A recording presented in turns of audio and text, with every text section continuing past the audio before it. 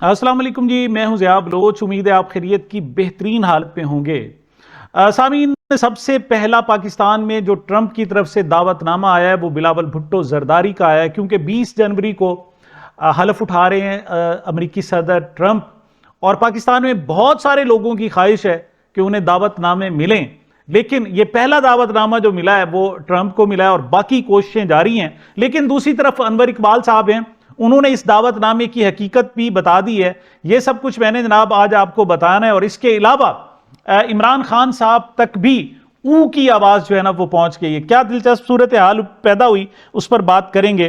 اس کے علاوہ تھوڑا سا آپ کو دکھائیں گے کہ مصنوعی محبت اور حقیقی محبت میں فرق کیا ہوتا ہے۔ اس کے علاوہ رؤف کلاسرا کہہ رہے ہیں کہ 3 الفاظ بول دیں، شاید انہیں اندازہ نہیں ہے کہ 3 حرف بھیجنے سے کیا کیا ہو جاتا ہے۔ انہیں اس پر بھی انشاءاللہ بات کریں گے۔ آغاز کرتے ہیں جناب بلاول بھٹو صاحب کے، جو ان کو دعوت نامہ ملا ٹرمپ کی طرف سے، اور پیپلز پارٹی کے لوگ بڑے جشن منا رہے ہیں۔ دیکھیں جی، حقیقی لیڈر اس کو 2 طریقے سے وہ امپلیمنٹ کر رہے ہیں یا ظاہر کر رہے ہیں۔ وہ کہتے ہیں جی دیکھیں کہ ہماری جڑیں جو ہیں وہ امریکہ میں کس قدر ڈیپ ہیں، کہ سب سے پہلا جو دعوت نامہ اگر وہاں سے ملا ہے تو وہ بلاول بھٹو زرداری صاحب کو ملا ہے۔ حالانکہ یہاں پاکستانی اسٹیبلشمنٹ چاہتی ہے کہ دعوت نامہ ملے، پاکستان کی سیاسی قیادت چاہتی ہے، مختلف سیاسی رہنما چاہتے ہیں، حکومتی رہنما چاہتے ہیں، لیکن ان تک یہ دعوت نامہ پہنچ گیا ہے۔ اس سے وہ یہ ظاہر بھی کرنا چاہ رہے ہیں کہ دیکھیں جی، یہ ظاہر کرتا ہے کہ آئندہ جو حکومت ہوگی وہ پیپلز پارٹی کی ہوگی، اور بلاول جو اس کے سربراہ ہوں گے، کیونکہ یہ دعوت نامہ جو ملنا ہے یہ انڈورسمنٹ ہے کہ امریکہ جو ہے انہیں انڈورس کر رہا ہے۔ حالانکہ ایک وقت تھا کہ پیپلز پارٹی عوام کی طاقت پر یقین رکھتی تھی، وہاں سے انڈورسمنٹ پر یقین رکھتی تھی کہ کسی بھی سیاسی رہنما یا پارٹی کو کوئی طاقت مل سکتی ہے تو وہ اس کے عوام کی طرف سے مل سکتی ہے۔ لیکن پھر ٹرینڈ چینج ہوا اور کہا گیا کہ نہیں، فوج جو ہے جس کو ریکمینڈ کر دے وہ حکمران ہوتا ہے، اور اس وقت پیپلز پارٹی اس کو انجوائے بھی کر رہی ہے۔ مثال کے طور پر ان کے بلاول بھٹو کے جو والد آصف زرداری صاحب اس وقت سربراہ بنے بیٹھے ہیں حکومت کے، وہ صاحب ظاہر اسی جعلی مینڈیٹ پر ہیں جس پر جناب وہ حکومت میں آئے ہیں۔ لیکن اب ان کی نظریں جناب امریکہ میں ہیں، گویا طاقت کے جو مراکز ہیں وہ نہ اب عوام رہے نہ آرمی رہی، بلکہ امریکہ وہ جو پرانا کنسیپٹ تھا اس پر آ گئے ہیں۔ لیکن انور اقبال صاحب جناب ہمارے سینئر صحافی ہیں، وہ کہتے ہیں کہ ٹرمپ کے دعوت نامے کا یہ حال ہے کہ ہمارے دوست غلام حسین قمر، جنہیں وہ کہتے ہیں GHQ ان کو کہا جاتا تھا، ان کو بھی 5-6 دعوت نامے ملے، ایک انہوں نے مجھے بھی بھیجا ہے۔ اصل بات یہ ہے کہ ٹرمپ کے ساتھ سٹیج پر کیسے بٹھایا جائے گا، تیسری دنیا کے کسی شخص کو وہ کہتے ہیں یہ موقع ملنا تقریباً مشکل، اور بلکہ وہ کہتے ہیں تقریباً ناممکن ہے۔ کیا کہتے ہیں انور اقبال صاحب، ذرا سنیں۔ دعوت نامے کا یہ حال ہے کہ یہاں ایک صاحب ہیں GHQ بلوچ، ہمارے اور ظاہر صاحب کے زمانے میں PID میں ہوتے تھے، ان کا نام ہے غلام حسین قمر بلوچ، ان کو کہتے ہیں GHQ بلوچ۔ تو وہ یہاں آ گئے اور انہوں نے یہاں امریکی گورنمنٹ کی جاب کی، اور اس وقت وہ ریپبلکن پارٹی میں خاص طور پر ٹرمپ کے گروپ میں بڑے پرومیننٹ ہیں۔ تو ان کو 5-6 دعوت نامے ان کو آئے ہوئے ہیں، اور انہوں نے ایک 19 تاریخ کا یعنی انوگریشن سے پہلے کا ایک ٹی پارٹی ہے اس کا دعوت نامہ انہوں نے بغیر پوچھے مجھے بھی بھیج دیا گیا، تم بھی آ جاؤ اس میں۔ تو دعوت نامے تو یہاں ریپبلکن پارٹی دیتی ہے اور ہر کسی کو مل جاتے ہیں۔ بات یہ ہوتی ہے کہ کیا اسٹیج پہ آپ ٹرمپ جس وقت حلف لے رہے ہوں گے، اس سے پہلے وہاں جو بیٹھے ہوں گے، اس وقت آپ کو اسٹیج پہ بلایا جائے گا یا نہیں بلایا جائے گا۔ تو اس میں تو لگتا ہے کہ جو ٹرمپ چاہ رہے ہیں اس میں چائنیز جو لیڈر ہیں ان کو بلانا چاہ رہے ہیں، شاید پوٹن کو بلایا ہے، اس طرح کے لوگوں کو بلا رہے ہیں۔ میرا نہیں خیال کہ تھرڈ ورلڈ کے کسی بھی لیڈر کو اسٹیج پہ بٹھایا جائے گا۔ نیچے جو سیکنڈ ٹیئر پہ جو جگہ ہوتی ہے VIPs کی، اس میں بیٹھے، اس میں تو آپ کی ملاقات بھی نہیں ہوتی ظاہر ٹرمپ سے یا کسی صدر سے یا کسی اس کے کلوز ایسوسیٹ سے۔ 15 جنوری کو برطانوی پارلیمنٹ میں ایک پاکستانی کچھ لوگوں نے بریفنگ رکھی تھی، جو ارکان پارلیمنٹ ہے، یہ UK کی پارلیمنٹ میں باقاعدہ اس کا اہتمام کیا گیا تھا، وہاں کے کچھ جناب ارکان پارلیمنٹ ہیں۔ تو 15 ارکان پارلیمنٹ جو ہے نا انہوں نے شرکت کی۔ اس میں پاکستانی جو ڈائسپورا کے لوگ تھے، خاص طور پر زلفی بخاری آئے ہوئے تھے، انہوں نے کہا کہ پاکستان میں اس وقت انسانی حقوق کی کیا صورتحال ہے۔ خاص طور پر عمران خان صاحب کو اور باقی لوگوں کو جو ناجائز مقدمات میں رکھا گیا ہے اس کی بات کی گئی۔ جو آرمی ٹرائل ملٹری ٹرائل چل رہے ہیں اس کی بات کی گئی, بنیادی انسانی حقوق کی بات کی گئی, جو خواتین پر ظلم ڈھایا جا رہا ہے اس کی بات کی گئی, انسانی حقوق کے حوالے سے بات کی گئی, 8 فروری کا جو الیکشن چرایا گیا اس پر بات کی گئی, لوگوں کو جو لاپتہ کیا جا رہا ہے اس پر بات کی گئی. 26 نومبر پاکستان کی تاریخ کا ایک بدترین دن تھا جس میں گولیاں چلائیں گی, اس حوالے سے جناب بریفنگ دی گئی. تو یہ ایک اچھا سیشن رہا. اب یہاں سے ارکان پارلیمنٹ صاحب ظاہر ہے اپنی پارلیمنٹ میں جب ان کے سیشنز ہوں گے اس پر یہ کوسچنز بھی کریں گے, سوالات بھی اٹھائیں گے, اور یہ معاملہ مسلسل جناب عالمی صورتحال اختیار کر رہا ہے. 22 جنوری کو امریکہ کی پارلیمنٹ میں بھی اسی قسم کی بریفنگ کا اہتمام کیا گیا ہے جس طرح یہاں ہے. دوسری طرف پاکستان کی پارلیمنٹ کا یہ صورتحال ہے کہ یوسف رضا گیلانی صاحب سینیٹر اعجاز چودھری کا پروڈکشن آرڈر جاری کرتے ہیں, لیکن لوکوٹ لکھپت کا جو جیل سپرنٹینڈنٹ ہے وہ انہیں رہا کرنے سے انکار کر دیتا ہے. ان کے حوالے اسلام آباد پولیس باقاعدہ اسلام آباد سے لاہور جاتی ہے کہ پروڈکشن آرڈر ہیں ان کو ہمارے حوالے کیا جائے, وہ سیشن اٹینڈ کریں گے اور اس کے بعد پھر واپس جیل آ جائیں گے, لیکن ان کے حوالے نہیں کیا گیا. کہا یہ جا رہا ہے جناب کہ بنیادی طور پر محترمہ مریم نواز صاحبہ کا کہنا یہ تھا کہ بے شک یہ یوسف رضا گیلانی صاحب نے یہ آرڈر جاری کیے ہیں. پہلی بات تو یہ ہے کہ یوسف رضا گیلانی خود آرڈر جاری کرنے والا نہیں ہے, اس کو کہا گیا ہوگا کہ آپ چلیں جاری کر دیں پروڈکشن آرڈر, ان کو آ جائے گے. لیکن مریم صاحبہ کا کہنا یہ ہے کہ ان لوگوں نے جنہوں نے یوسف رضا گیلانی صاحب سے کہا ہے ہمیں تو نہیں کہا, ہمیں جب کہیں گے تو دیکھا جائے گا. لہٰذا انہوں نے جو چیئرمین کو بھی بے وقت کر دیا, یعنی پارلیمنٹ کی جناب سپریمیسی کی بات کرتی تھی اور یہ شور مچاتے نہیں تھکتے تھے.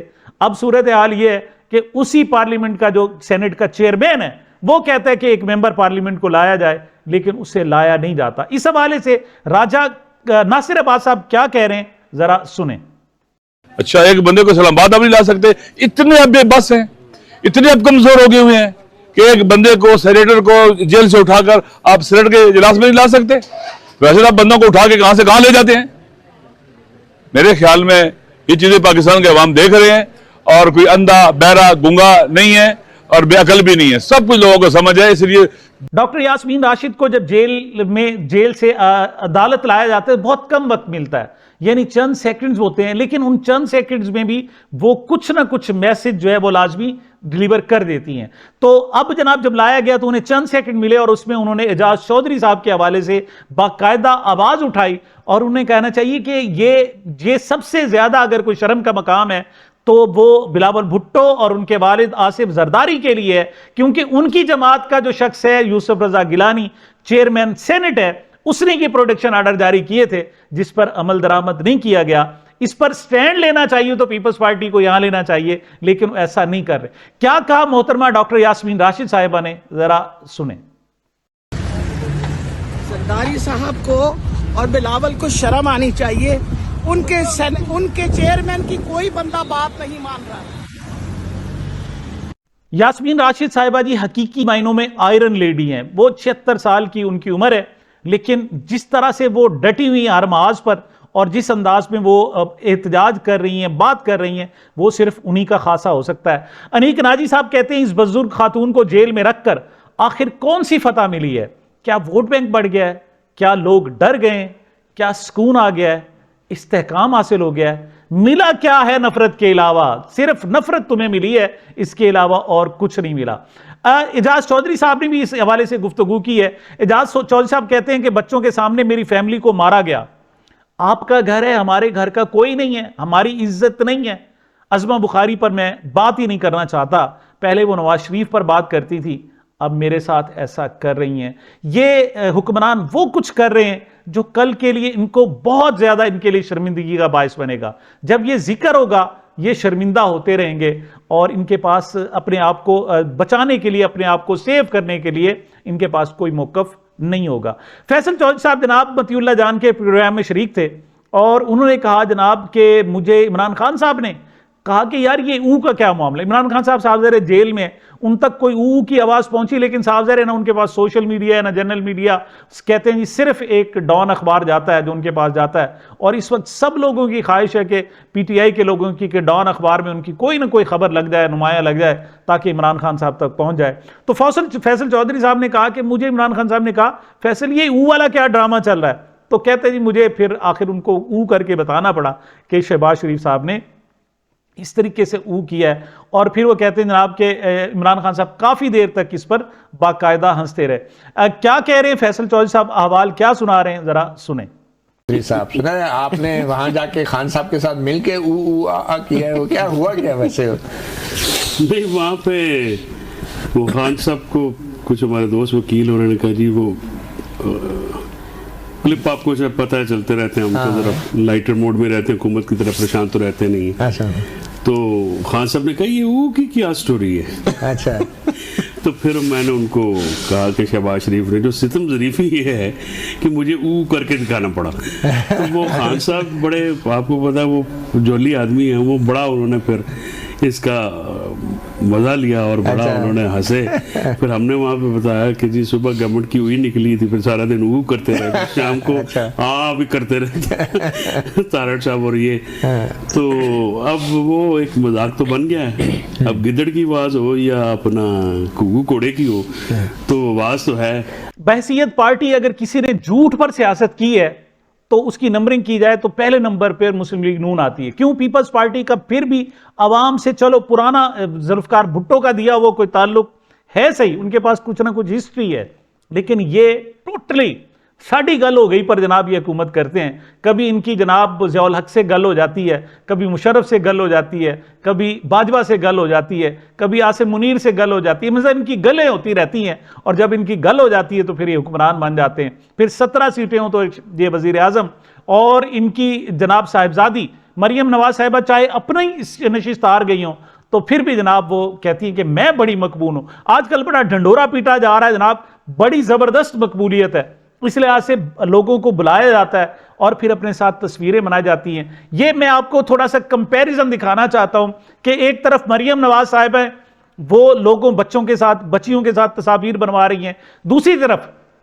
ایک سپورٹس کی تقریب تھی اسلام آباد میں اور وہاں زرتاج گل کا جانا ہوا، اور جاتے ہی لوگوں نے اور ان بچیوں نے جس طریقے سے نعرے لگائے، حالانکہ انہیں پتا تھا کہ وہ اسلام آباد میں کھڑی ہوئی ہیں، سرکاری تقریب میں کھڑی ہوئی ہیں، لیکن کیا میں دونوں کا ذرا آپ کو کمپیریزن دکھانا چاہتا ہوں کہ سچی اور حقیقی اور جناب پرخلوص محبت کیا ہوتی ہے اور مصنوعیت کے خول جب چڑھے ہوں تو کیا صورتحال ہوتی ہے۔ سب سے پہلے تو دیکھیں مریم نواز صاحبہ کس طریقے سے تصاویر بنوا رہی ہیں۔ وہ دیکھو پکچر، وہ دیکھو، سو سویٹ، لاؤ میں بھی پکڑ لوں، آؤ بچوں کی طرف منہ کرو، ادھر آ جاؤ، اچھی سی تصویر بنانا۔ اب جناب دیکھیں کہ محترمہ زرتاج گل صاحبہ، ان کی اپنی کوئی حیثیت نہیں ہے، وہ صرف پاکستان تحریک انصاف کو ریپریزنٹ کرتی ہیں، اور جس طرح خاتون ہونے کے باوجود انہوں نے جس بہادری کے ساتھ، جرت کے ساتھ وہ ڈیرہ غازی خان جیسے ایک مشکل ایریا میں کھڑی رہیں اور اب تک کھڑی ہوئی ہیں اور دوبارہ الیکشن جیت گئی ہیں، اس سے وہ لوگوں کے دلوں میں ان کا احترام پیدا ہوا ہے۔ تو وہ جناب جب گئیں تو کس طریقے سے پی ٹی آئی کے حق میں نعرے لگائے گئے، ذرا سنیں۔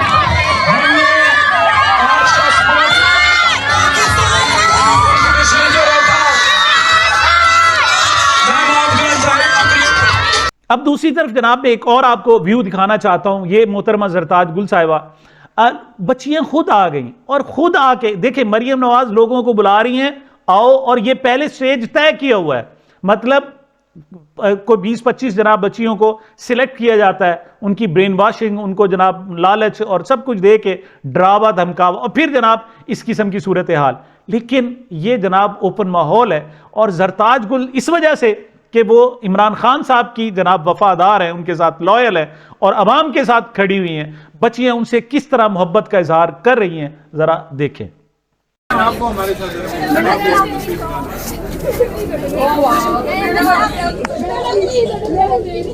अच्छा ये कहाँ दो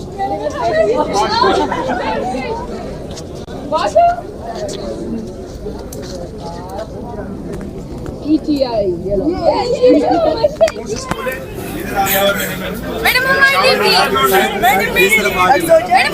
अच्छा बच्चों के साथ हाजिर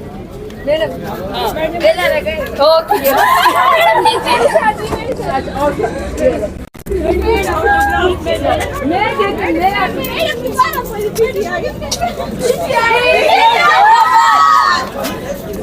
ये लो मैं अभी आपको मैडम क्या क्या मेरी बात सुनिए, ये पार्लियामेंट है, यहाँ पर फौजदारी नहीं आते, पार्लियामेंट में पॉलिटिकल लोग आते हैं। मैं इमरान खान के नाम पे वोट लेकर आया हूँ, मैं नारा लगाऊंगी इमरान खान।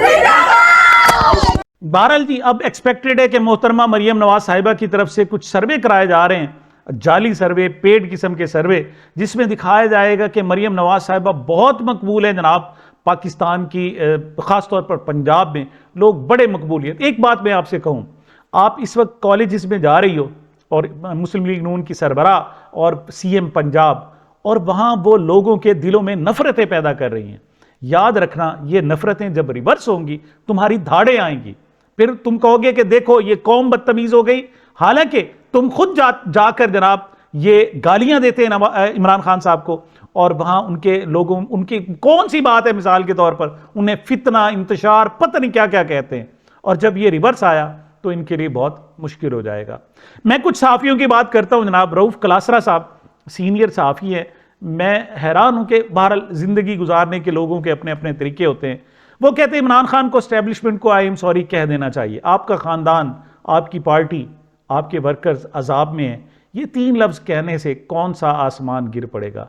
ऐसे होते हैं जनाब दानिश्वर, ये होते हैं जनाब जो बाकायदा कौम को ग़ुलामी की तालीम सिखाते हैं, समझाते हैं, पढ़ाते हैं, और कहते हैं ज़रा सा झुकने से क्या हो जाता है।